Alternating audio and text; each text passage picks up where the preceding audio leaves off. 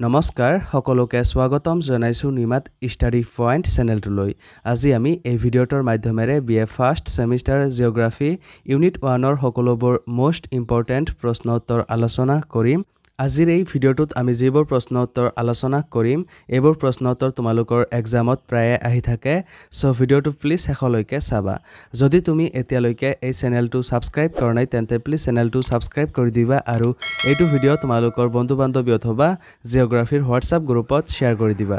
মৰমৰ ছাত্ৰ ছাত্ৰীসকল, এইটো ভিডিঅ'ৰ ডেছক্ৰিপশ্যনত BA ফাৰ্ষ্ট সেমিষ্টাৰ জিঅ'গ্ৰাফিৰ সকলো ইউনিটৰ ভিডিঅ'ৰ প্লেলিষ্টৰ লিংক দিয়া আছে, তাত ক্লিক কৰি তোমালোকে সকলো ইউনিটৰ ভিডিঅ'বোৰ চাই ল'বা। বলা তেন্তে বেছি পলম নকৰি আজিৰ ভিডিঅ'টো আমি আৰম্ভ কৰোঁ। অতি চমু প্ৰশ্ন উত্তৰ। 1 নম্বৰ, প্ৰাকৃতিক ভূগোল কাক বোলে? উত্তৰ, প্ৰকৃতিৰ বিভিন্ন কাৰ্যকলাপক বৈজ্ঞানিক দৃষ্টিভংগীৰে যিটো বিষয়ত অধ্যয়ন কৰা হয় তাকেই প্ৰাকৃতিক ভূগোল বুলি কোৱা হয়। 2 নম্বৰ প্ৰশ্ন, পৃথিৱীৰ সৰ্বোচ্চ শৃংগ এভাৰেষ্টৰ উচ্চতা কিমান? উত্তৰ, পৃথিৱীৰ সৰ্বোচ্চ শৃংগ এভাৰেষ্টৰ উচ্চতা হৈছে ৮৮৪৮ মিটাৰ। 3 নম্বৰ প্ৰশ্ন, প্ৰাকৃতিক ভূগোল বিজ্ঞানৰ প্ৰধান ভাগকেইটা আৰু কি কি?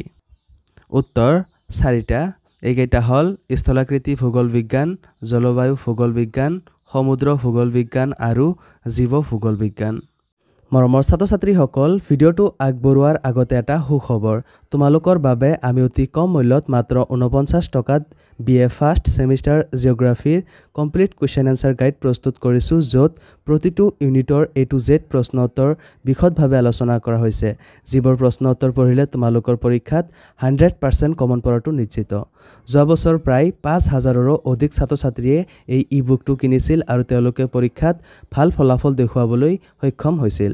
তোমালোকেও যদি মাত্ৰ 49 টকাত এই ই-বুকটো পাৰচেছ কৰিব বিচৰা তেন্তে এইটো ভিডিঅ'ৰ ডেছক্ৰিপশ্যন বা পিন কমেণ্টত দিয়া লিংকত ক্লিক কৰি ই-বুকটো ডাইৰেক্ট ডাউনলোড কৰি লৈ লোৱা অথবা স্ক্ৰীণত দিয়া হোৱাটছআপ নাম্বাৰত আমাৰ টীমৰ লগত কণ্টেক্ট কৰি নিশ্চিন্ত মনে ই-বুকটো পাৰচেছ কৰি লৈ লোৱা।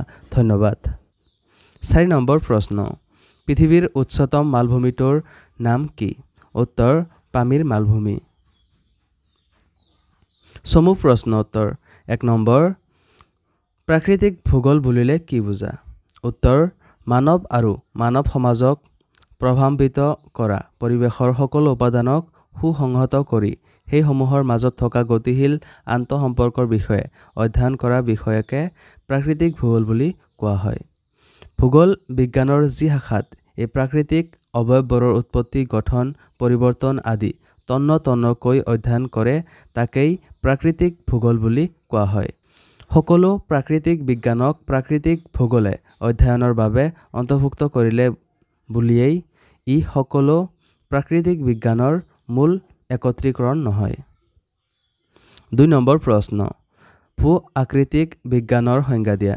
উত্তৰ, ভূগোল বিজ্ঞানৰ যি শাখাই পৃথিৱীৰ উপৰিভাগৰ স্থলাকৃতিবোৰৰ উৎপত্তি, ক্ৰমবিকাশ, আকাৰ আকৃতি আৰু বিতৰণ সম্বন্ধে অধ্যয়ন কৰে সেই শাখাটোক বা বিভাগটোক ভূ-আকৃতিক বিজ্ঞান বোলা হয়। 3 নম্বৰ প্ৰশ্ন, স্থলাকৃতি বুলিলে কি বুজা? উত্তৰ, পৃথিৱীৰ পৃষ্ঠৰ উপৰিভাগ সমান নহয়। ইয়াত আমি পৰ্বত, পাহাৰ, মালভূমি, সমভূমি, নদ-নদী আদিৰ দৰে ভৌগোলিক অৱয়ব দেখিবলৈ পাওঁ আৰু সাগৰ মহাসাগৰৰ তলদেশতো বিভিন্ন আকাৰ আকৃতিৰ গঠন দেখা যায়। ধৰা পৃষ্ঠত থকা এই সকলোবোৰ ভৌগোলিক অৱয়বকেই স্থলাকৃতি বুলি কোৱা হয়।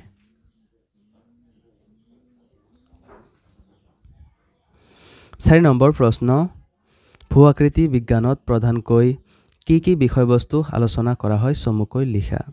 উত্তৰ, পৃথিৱীৰ পৃষ্ঠখন সকলো ঠাইতে একেধৰণৰ নহয়।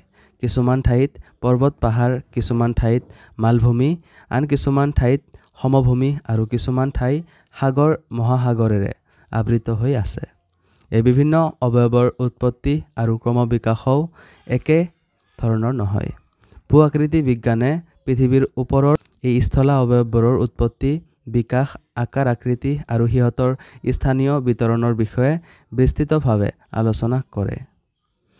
প্ৰাকৃতিক পৰিৱেশৰ ভিন্নতাৰ ফলত বিভিন্ন অঞ্চলত বেলেগ বেলেগ ভূ-আকৃতিক প্ৰক্ৰিয়া দেখা যায়। এই প্ৰক্ৰিয়াবোৰো সময়ৰ পৰিৱৰ্তনৰ সৈতে ভিন্ন ৰূপত প্ৰকাশ পায়। এইবোৰৰ বিষয়তো ভূ-আকৃতি বিজ্ঞানে বিশদভাৱে আলোচনাই অন্তৰ্ভুক্ত কৰে। 5 নম্বৰ প্ৰশ্ন, প্ৰাকৃতিক ভূগোলৰ বিভিন্ন শাখাসমূহ কি কি? উত্তৰ, প্ৰাকৃতিক ভূগোলক অধ্যয়নৰ সুবিধাৰ্থে কিছুমান শাখাত বিভক্ত কৰা হৈছে। প্ৰাকৃতিক ভূগোলৰ মূল শাখাসমূহ হ'ল ক. ভূ-আকৃতি তত্ত্ব, খ. সমুদ্ৰ বিজ্ঞান, গ. জলবায়ু বিজ্ঞান, খ. মৃত্তিকা ভূগোল, ঙ. জলবিজ্ঞান, প্ৰথম চ. জীৱবিজ্ঞান, দ্বিতীয় চ.